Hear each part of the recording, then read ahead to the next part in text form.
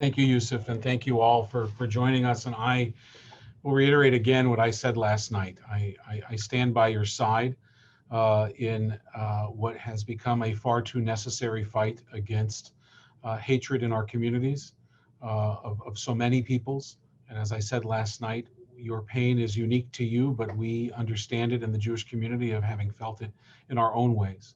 That should not be what brings us together, though it often does. And I am so glad that we can be brought together for this purpose this evening as well. So thank you for having me.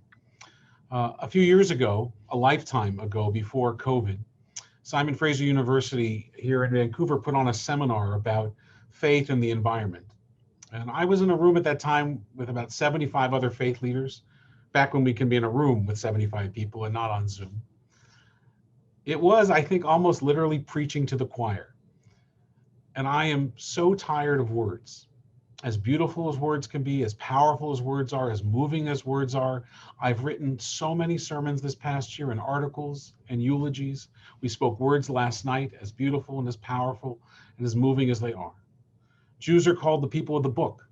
We do words really well. But I have to be honest with you. Words are not going to save our planet. And I am well aware of the hypocrisy of using words to even make that point.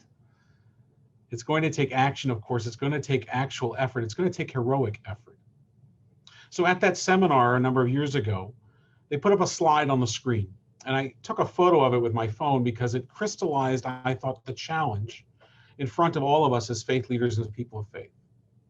The quote was attributed to somebody I had not heard of before, but have now learned a lot about, Gus Speth, the American environmental lawyer and advocate who, among many other things and important roles, was the dean of the Yale School of Forestry and Environmental Studies a while ago.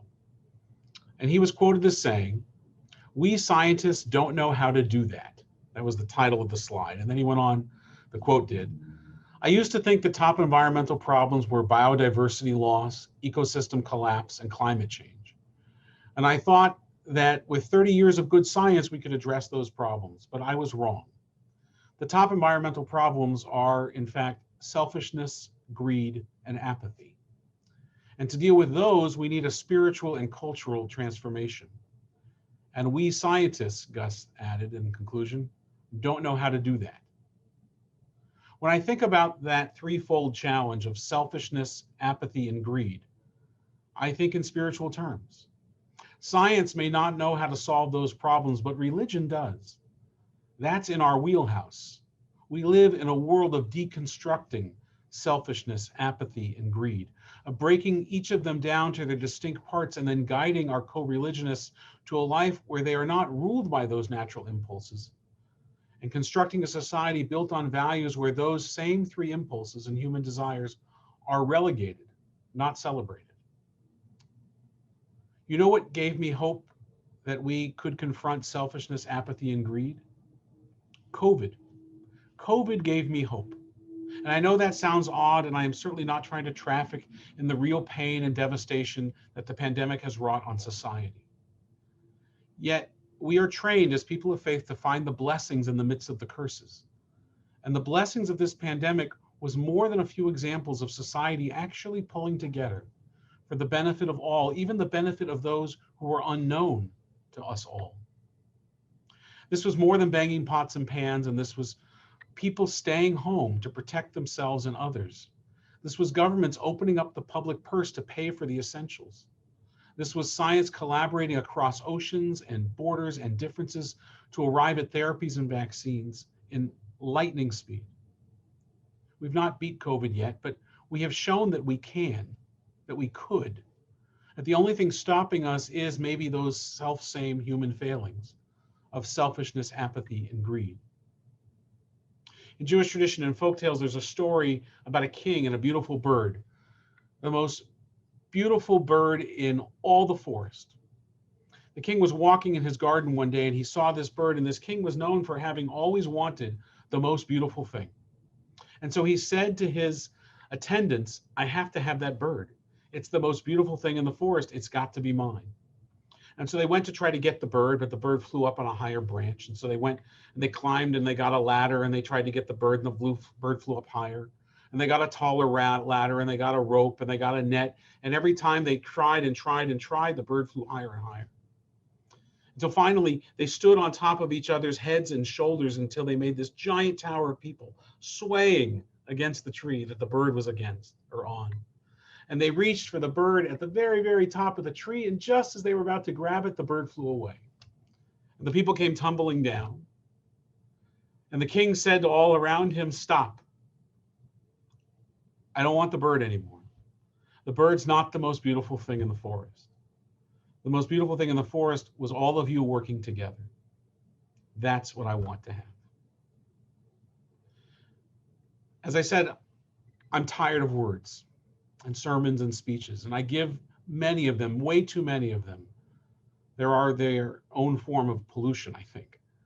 They are not the solution in and of themselves, and clergy of all people are the ones that too often forget that.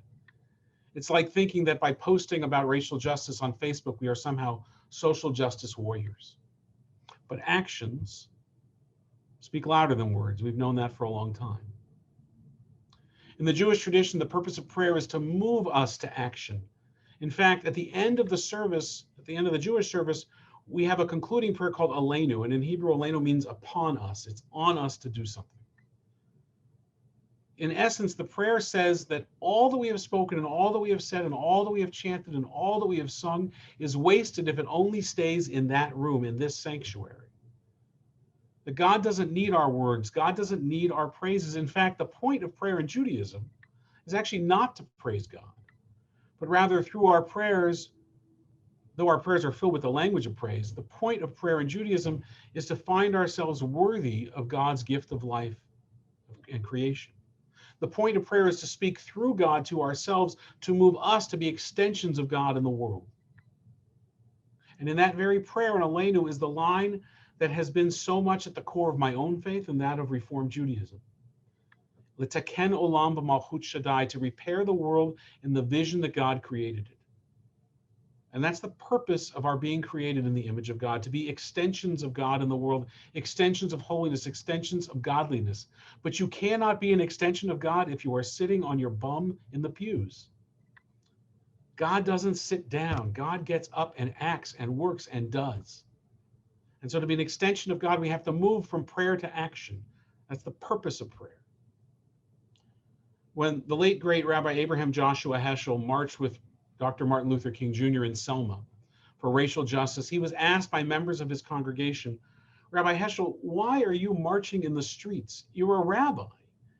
Shouldn't you be on your pulpit? Shouldn't you have been in your synagogue? Shouldn't you have been teaching Torah, praying the Sabbath prayers, teaching a bar mitzvah student?"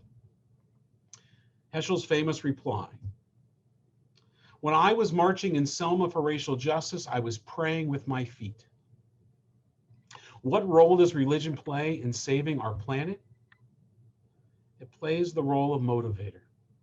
It needs to motivate the people in our churches and our synagogues and our mosques and our temples to reject selfishness, to reject apathy, to reject greed, and to get out of our sanctuaries, to get off of our bums and start praying with our feet and our hands and our actions.